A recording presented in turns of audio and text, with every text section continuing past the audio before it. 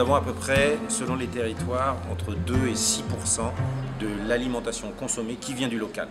L'idée de la transition, concrètement, c'est de faire en sorte que on passe de 2% des produits consommés issus du local à, mettons, 50% dans un laps de temps de 5 années. Mettons.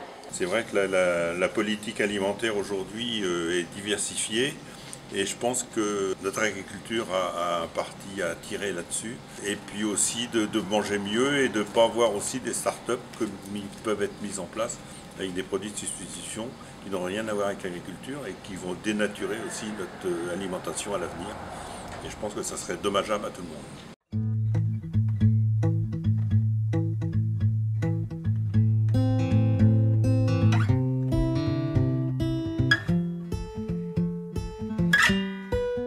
Une démarche de transition agricole et alimentaire, ce qui est important à retenir évidemment, c'est transition, c'est-à-dire changement d'état. Et alors l'état vers lequel on veut aller, c'est une amélioration du point de vue de ce qui pose des difficultés, des problèmes. Et donc pour dire qu'est-ce qui pose des difficultés aujourd'hui, on dit en 5 points. Il y a la question du sol, la question des changements climatiques, la question de la biodiversité, la question des rémunérations des producteurs et l'accessibilité des produits aux consommateurs. En faisant un état des lieux actuel et un état des lieux demain, on arrive à se dire il y a un écart et c'est ça qu'on veut combler. On a vu ensemble des thématiques de mise en place concrète dans d'autres territoires, de fonctionnement concret, d'action sur des plans alimentaires et territoriaux, donc dans différentes régions par ailleurs. On essaye de s'inspirer de choses qui ont été ou qui n'ont pas été dans d'autres régions pour avancer sur notre PAT. Je pense que c'est hyper enrichissant de pouvoir avoir voilà, ce regard extérieur, de se rendre compte qu'il se passe plein de choses sur d'autres territoires aussi.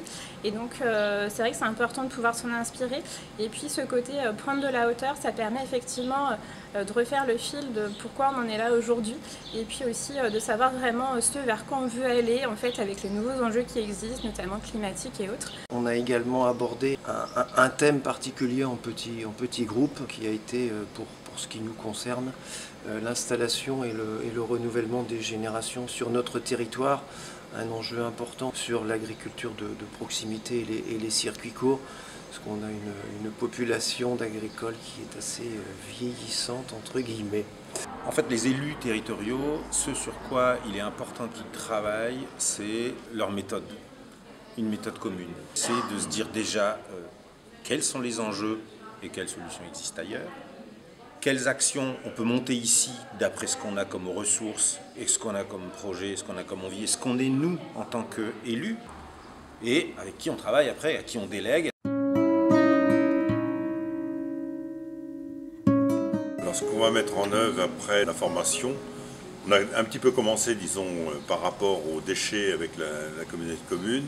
On a commencé aussi à l'intérieur avec le CIAS vers les populations dites sensibles, on va dire, de notre territoire, avec des ateliers cuisine notamment, des jardins partagés aussi. Et puis après, s'en aller vers un public beaucoup plus large de façon à informer toute la possibilité d'avoir des produits de qualité du territoire et que les gens puissent les reconnaître aussi dans les rayonnages qui peuvent être autour, soit épicerie, marché ou autre. Former les élus, c'est leur donner la capacité de comprendre le système agricole et alimentaire dans lequel on est aujourd'hui. Et d'ailleurs, c'est une formation qui est une formation action. C'est-à-dire qu'on essaye de conscientiser et de commencer à structurer sa pensée pour agir, quoi, en tant qu'élu et en tant que collectif d'élus aussi.